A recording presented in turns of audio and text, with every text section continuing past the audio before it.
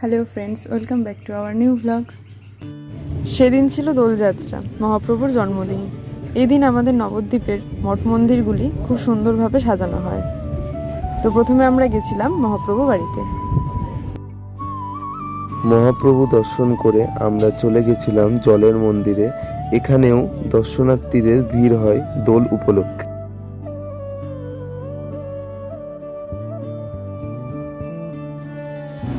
এরপর আমরা চলে গেছিলাম কেশবজি গড়িয়া মঠে।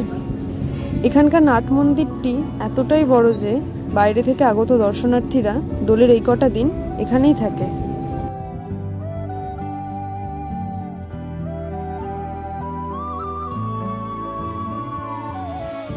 দোলযাত্রা উপলক্ষে কেশবজি গৌরিয়া মঠের সামনে একটি সুন্দর মেলার আয়োজনও করা হয়।